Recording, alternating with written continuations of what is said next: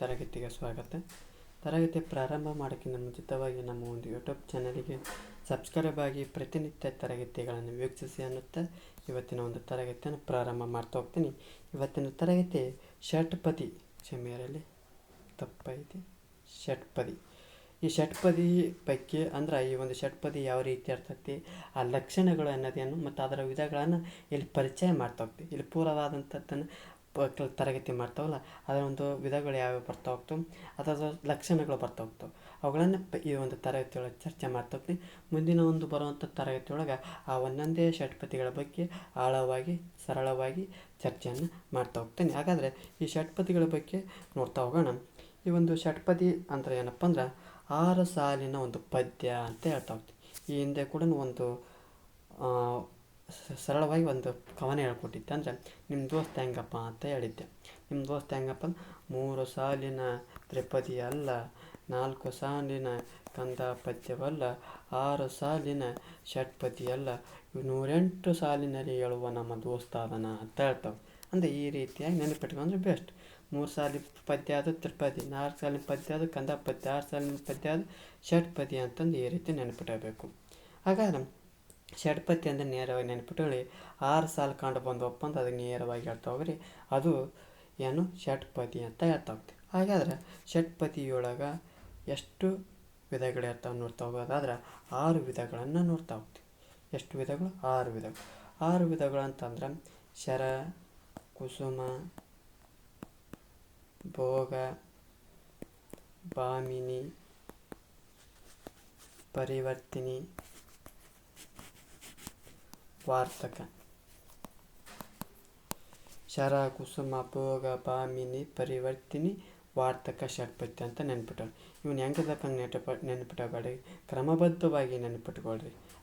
ಇದನ್ನು ಇತ್ತೀಚಿನ ಒಂದು ಪರೀಕ್ಷೆಯೊಳಗೆ ಈ ಭಾಮಿನಿ ಷಟ್ಪದಿ ಮತ್ತು ವಾರ್ತಕ ಷಟ್ಪದಿ, ಇನ್ನೊಂದು ಭೋಗ ಷಟ್ಪದಿಯ ಮೇಲೆ ಸಾಕಷ್ಟು ಬಾರಿ ಲಕ್ಷಣಗಳ ಆಧಾರದ ಮೇಲೆ ಪ್ರಶ್ನೆಗಳನ್ನು ಕೇಳ್ತಾ ಹೋಗ್ತಾ. ಹಾಗಾಗಿ ಈ ಒಂದು ಕ್ರಮಬದ್ಧವಾಗಿ ನೆನ್ಪಿಟ್ಕೊತ ಹೋಗ್ರಿ.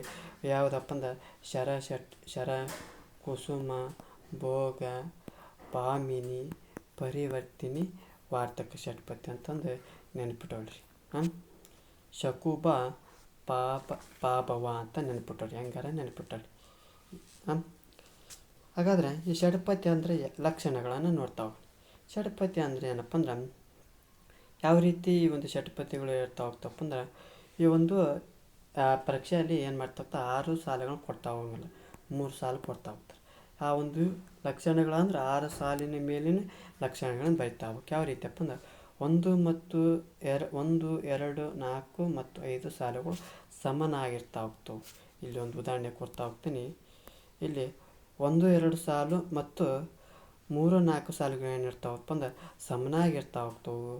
ಆದರೆ 3 ಮತ್ತು 6 ಸಾಲುಗಳು ಸಮನಾಗಿದ್ದು ಉಳಿದ ಸಾಲುಗಳ 1/2 ಮತ್ತು ಒಂದು ಗುರುವಿನಿಂದ ಕೂಡಿರ್ತೈತಿ. ಅಂದ್ರೆ ಈ 1 ಮತ್ತು 2 ಸಾಲುಗಳು ಸಮನಾಗಿದ್ದು ಮತ್ತು 3, 4 ಸಾಲುಗಳು ಸಮನಾಗಿರ್ತವೆ. ಅಂದರೆ ಯಾವುದೇ ಒಂದು ಉದಾಹರಣೆ ಏನು ಮಾಡ್ತಾ ಹೋಗ್ತಾರೆ, 3 ಸಾಲಿನಲ್ಲಿ ಕೊಡ್ತಾ ಹೋಗ್ತಾರೆ. ಹಾಗೆ 3 ಸಾಲು ಅಂದ್ರೆ 1 ಮತ್ತು 2 ಸಾಲುಗಳು ಏನಾಗಿರ್ತವೆ, ಸಮನಾಗಿರ್ತಾ ಹೋಗ್ತವೆ. 3 ಸಾಲುಗಳು ಏನು ಮಾಡ್ತಾ ಹೋಗ್ತವೆ, 1/2 ಹೆಚ್ಚಾಗಿರ್ತಾ ಹೋಗ್ತವೆ. ಆದರೆ ಆ ಕೊನೆಯ ಪದ ಏನಿರ್ತೈತಪ್ಪ ಅಂದ್ರೆ ಅದು ಲಘು ಆಗುವಂಥ ಪದ ಇದ್ರೂ ಕೂಡ ಅದು ಏನಾಗ್ತಾ ಹೋಗ್ತೈತಿ, ಕೊನೆಗೆ ಗುರು ಇರೋದನ್ನು ಕಾಣ್ತಾ ಹೋಗ್ತೀವಿ. ಯಾವುದರಲ್ಲಿ ಲಾಸ್ಟಿಗೆ 3 ಮತ್ತು 6ನೇ ಸಾಲಿನ ಕೊನೆಯ ಪದವು ಲಘುವಾಗಿದ್ದ ಗುರು ಯಾವುದಾಗ್ತದಪ್ಪ ಅಂದ್ರೆ ಈ ಒಂದು ಷಟ್ಪದಿಯೊಳಗೆ ಅನ್ನೋದು ನೆನಪಿನ ಇಟ್ಕೊಳ್ರಿ. ಹಾಗಾದ್ರೆ ಒಟ್ಟು ಪದ್ಯದ ಒಂದು ಮೊದಲ 3 ಸಾಲುಗಳನ್ನು ಪೂರ್ವಾರ್ಥ ಅಂತ ಕರಿತಾ ಹೋಗ್ತಾ. ಅಂದ್ರೆ ಈ ಒಂದು ಏನು ಮಾಡ್ತಾ ಹೋಗ್ತಾರಪ್ಪ ಅಂದ್ರೆ ಒಟ್ಟು ಪದ್ಯದ 6 ಸಾಲಿನ ಪದ್ಯ ಅಂತ ನೆನಪಿ ಈ ಒಂದು ಪದ ಏನಂತ ಕರಿತಾರೆ, ಪೂರ್ವಾರ್ಥ ಅಂತ ಕರಿತಾ ಹೋಗ್ತಾರೆ. ಕೊನೆಯ ಒಂದು 3 ಸಾಲುಗಳನ್ನು ಉತ್ತರಾರ್ಥ ಅಂತ ಕರಿತಾ ಹೋಗ್ತಾರೆ.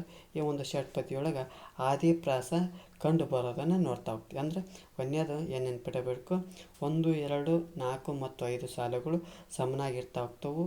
3 ಮತ್ತು 6 ಸಾಲುಗಳು 3 ಮತ್ತು 6ನೇ ಸಾಲುಗಳು ಏನು ಮಾಡ್ತಾ ಹೋಗ್ತಪ್ಪ ಅಂದ್ರೆ ಉಳಿದ ಸಾಲುಗಳಕ್ಕಿಂತ 1/2 ಉದ್ದವಾಗಿತ್ತು ಮತ್ತು ಆ ಒಂದು ಕೊನೆಯ ಪದ ಏನಿರ್ತದಪ್ಪ ಅಂದ್ರೆ ಗುರುವಾಗಿರೋದನ್ನು ಕಾಣ್ತಾ ಹೋಗ್ತೀವಿ. ಜೊತೆಗೆ ಈ 3 ಮತ್ತು 6ನೇ ಸಾಲುಗಳ ಕೊನೆಯ ಒಂದು ಅಕ್ಷರ ಲಘುವಾಗಿದ್ದರೂ ಕೂಡ ಏನಾಗ್ತದಪ್ಪ ಅಂದ್ರೆ ಗುರು ಆಗೋದನ್ನು ಕಾಡ್ತಾ ಹೋಗ್ತೀವಿ. ಆ ಒಟ್ಟು ಪದ್ಯದ ಮೊದಲ 3 ಸಾಲುಗಳನ್ನು ಪೂರ್ವಾರ್ಥ, ನಂತರದ 3 ಸಾಲುಗಳನ್ನು ಉತ್ತರಾರ್ಥ ಅಂತ ಕರಿತಾ ಹೋಗ್ತೀವಿ. ಹಾಗಾದ್ರೆ ಈ ಒಂದು ಇನ್ನೂ ಪರಿಣಾಮವಾಗಿ ಹೇಳ್ಬೇಕಪ್ಪ ಅಂದ್ರೆ ಇಲ್ಲಿ ಪಾಮಿನಿ ಷಟ್ಪದಿ ಮತ್ತು ಇನ್ನೊಂದು ವಾರ್ತಕ ಷಟ್ಪದಿಯ ಬಗ್ಗೆ ಸ್ವಲ್ಪ ಇಲ್ಲಿ ಪರಿಚಯ ಮಾಡಿಕೊಡ್ತಾ ಹೋಗ್ತಾ. ಅಂದರೆ ಇದ್ರ ಬಗ್ಗೆ ಜಾಸ್ತಿ ಹೇಳಲ್ಲ, ಯಾವ ರೀತಿ ಲಕ್ಷಣಗಳು ಇರ್ತಾ ಹೋಗ್ತಾವೆ ಚಿತ್ರದ ಮೂಲಕ ನೋಡ್ತಾ ಹೋಗ್ಬೇಕು. ಹಾಗಾಗಿ ಬಾಮಿನಿ ಷಟ್ಪದಿಯನ್ನು ನೋಡ್ತಾ ಹೋಗಿ, ಈ ಬಾಮಿನಿ ಷಟ್ಪದಿಯೊಳಗೆ ನೋಡ್ತಾ ಹೋಗೋಣ. ಏನಪ್ಪ ಅಂದ್ರೆ ಇದು 1ನೇ ಸಾಲು, ಇದು 2ನೇ ಸಾಲು, ಇದು ಕ್ಷಮೆ ಇರಲಿ, ಇದು 1ನೇ ಸಾಲು, ಇದು 2ನೇ ಸಾಲು, ಇದು 3ನೇ ಸಾಲು. ಇದನ್ನು ಏನಂತ ಕರಿತಾರೆ? ಪೂರ್ವಾರ್ಥ ಅಂತ ಕರಿತಾರೆ. ಮೊದಲ 3 ಸಾಲುಗಳು ಪೂರ್ವಾರ್ಥ, ನಂತರದ 3 ಸಾಲುಗಳು ಉತ್ತರಾರ್ಥಗಳಂತ ಕರಿತಾ ಹೋಗ್ತೀವಿ. ಅಂದ್ರೆ 1 ಮತ್ತು 2 ಸಾಲುಗಳು ಸಮನಾಗಿರ್ತಾ ಹೋಗ್ತು. 3ನೇ ಸಾಲು ಏನಿರ್ತದೆ 1 ಪರಿ ಅಷ್ಟು ಹೆಚ್ಚಾಗಿರೋದನ್ನು ಕಾಣ್ತಾ ಹೋಗ್ತೀವಿ.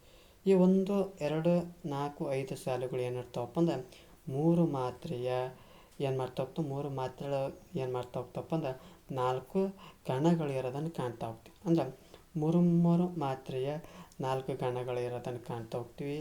ಅದೇ ರೀತಿ ಆ 3 ಮತ್ತು 6ನೇ ಸಾಲಿನೊಳಗೆ 3 ಮಾತ್ರೆಯ ಏನು ಮಾಡ್ತಾ ಹೋಗ್ತಪ್ಪ ಅಂದ್ರೆ ಅಲ್ಲಿ ಕೂಡ 4 ಮಾತ್ರೆಗಳ ಒಂದು ಅನುಕ್ರಮವಾದಂಥ ಗಣಗಳು ಇರೋದನ್ನು ಕಾಣ್ತಾ ಹೋಗ್ತೀವಿ. ಅಂದ್ರೆ 3 ಮಾತ್ರೆಯ ಏನು ಮಾಡ್ತಾ ಹೋಗ್ತಪ್ಪ ಅಂದ್ರೆ 3 ಗಣಗಳು, 1, 2, 3, 4, 5, 6, ಒಟ್ಟು 6 ಗಣಗಳು ಇರೋದನ್ನು ಕಾಣ್ತಾ ಹೋಗ್ತೀವಿ.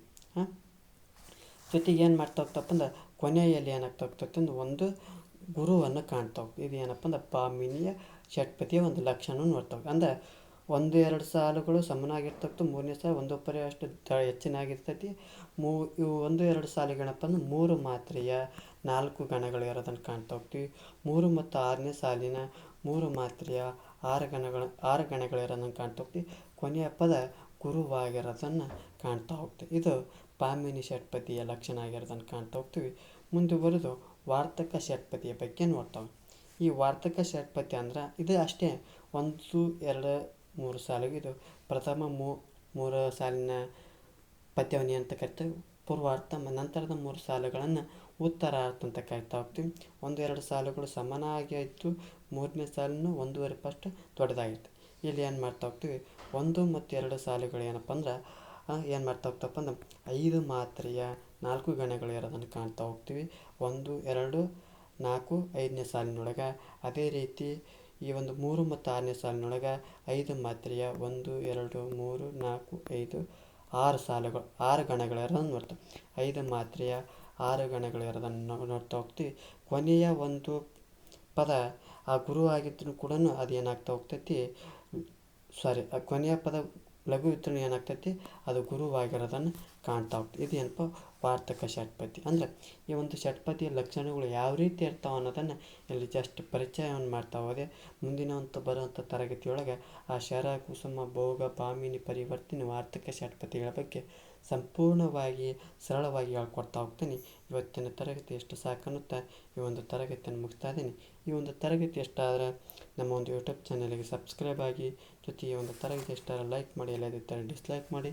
ಏನಾದರೂ ದೋಷಗಳು ಮತ್ತು ನಿಮ್ಮ ಒಂದು ಅಭಿಪ್ರಾಯಗಳನ್ನು ಕಮೆಂಟ್ ಬಾಕ್ಸ್ನ ಮೂಲಕ ತಿಳಿಸಿ ಅನ್ನುತ್ತಾ ಇವತ್ತಿನ ಒಂದು ತರಗತಿಯನ್ನು ಮುಗಿಸ್ತಾ ಇದ್ದೀನಿ. ಎಲ್ಲರಿಗೂ ಧನ್ಯವಾದಗಳು.